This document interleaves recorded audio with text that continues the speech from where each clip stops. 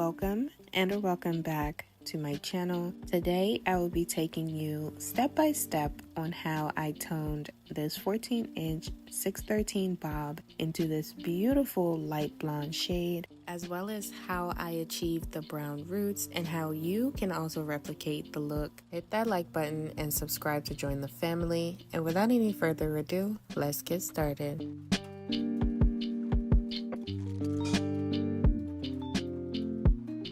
Jumping straight in, let's tone this hair. I'm going to be using this purple shimmer light shampoo and some very hot tap water. I'm going to pour some of this shampoo into my bowl, and because we're working with hot water and we don't want to burn ourselves, I am using a comb to properly mix in the shampoo. Be sure to mix this very well, because if you have like any lumps or clumps of shampoo in there that isn't mixed in, those bits and pieces of shampoo will sit on your hair and you will get like little patches of purple and silver, and it's not cute. Okay, so thoroughly mix it in. Once that's done, I'm going to grab my bob and I'm gonna start putting this in the water. I'm doing the ends first and then I'm saturating the entire wig in there. Notice I am not leaving the wig in here to sit for long periods of time. I'm dipping it in, pulling it out, dipping it in, pulling it out, checking the color, because this does start changing pretty fast. And what this is doing is it's removing like that yellow 613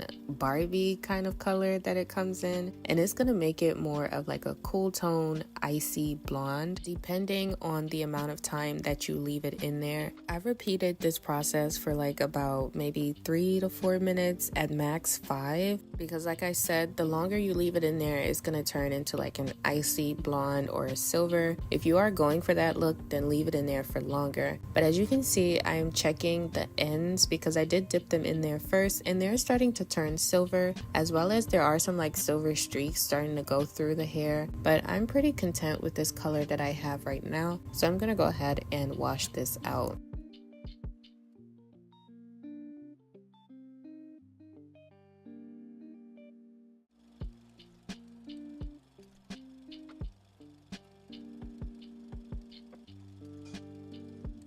I first rinsed out the hair with just plain water, and then afterward I went in with some shampoo to further clean the hair and make sure that all of that purple shampoo is out. And afterward I did condition the hair for a little bit.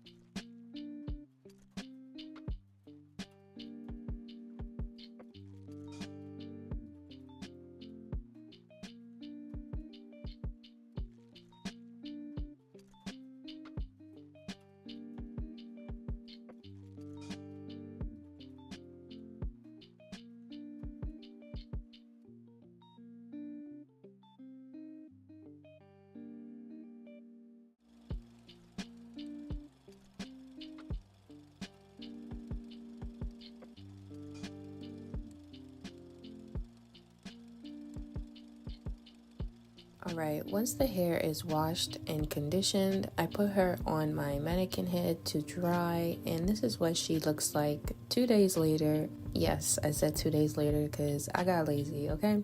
But anywho, here's what the color is looking like. As you see, we are no longer Barbie yellow. This is more of like a light blonde kind of color, okay?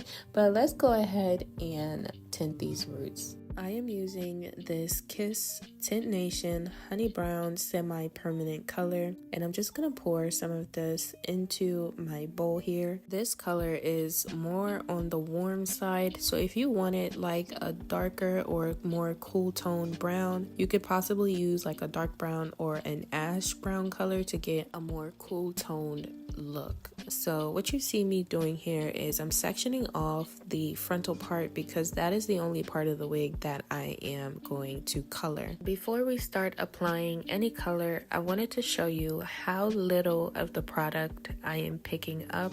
As you can see, I barely tap my brush into the bowl. When you're working on small sections of hair or doing little root touch-ups like this, you do not want to saturate your brush in a whole bunch of product too quickly, because you really don't need a whole lot, especially when you're doing just a small portion of the hair, because that can get very messy very quickly. It's better to apply a little bit at a time and add more if you need it than to add a whole bunch at one time and you can't take it back. This is the real speed at which I am working, but obviously a lot of this will be sped up afterwards because I'm not going to keep you here for an hour, 2 hours just watching me apply this product, okay? But as you can see, I'm applying this to the back track and I am bringing this down about 1/2 inch to 1 inch. You can bring this as far down as you would like it to go. And this is another perfect example of why you want to take your time and work slowly. You see the little flyaways that get caught in the brush? Yeah. If you're not careful or take your time or you're rushing through this too much, those hairs will get everywhere and then you will get dye in places that you don't want it to go. I will continue this process all throughout the back, and then I will come back and show you how I feather out the ends so that it transitions smoothly and there isn't a harsh line where the color stops.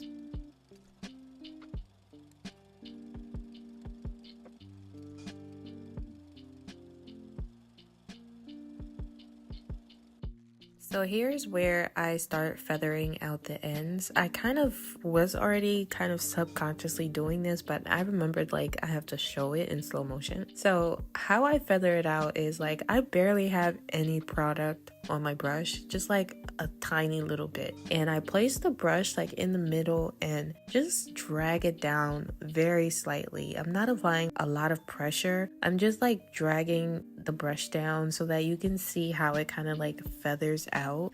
The ends aren't super blunt. I don't know if that makes sense, but hopefully you can see it better than I can explain it. But that's how I did the back. When I get to the front of the closure, I did use a different method because obviously I did not want to be pressing hair dye onto the closure and staining it. But I will show you how I did that when I get to that part. Now that the back is done, we can start working on the frontal. And when I'm working on the frontal, I am working in very small sections. Here again, I'm showing you how much product I am using. I'm using even less product than I used in the back. As you can see, as I dip my brush into the dye, I wipe it off on both sides so that I barely have, or rather have, a small amount of product on the brush. And I am gently and very slowly applying this to the roots, getting as close as I can to the frontal without staining it. We don't want our lace to be honey brown, okay? So take your time,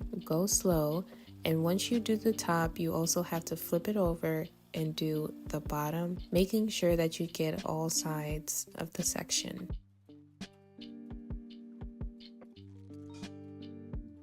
To feather out the ends, I'm using this small comb that is attached to this edge brush, and I'm using this to soften up that line where the dye ends so that it's feathered out and transitions smoothly, just so that we don't have a super blunt or straight line just going straight across. And from here on out, I'm going to repeat these steps until I am completely done with the frontal.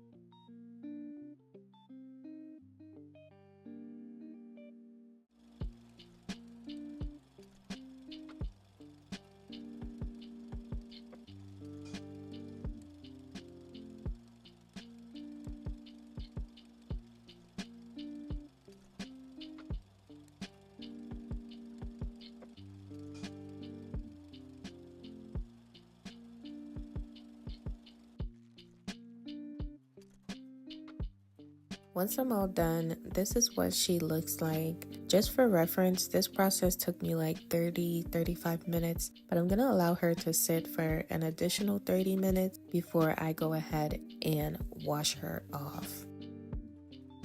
30 minutes later, I went ahead to rinse out the hair dye. I completely rinsed it out until the water turned clear. And then afterward, I went in with my shampoo and conditioner. So once she is all clean, we will come back and see what she looks like.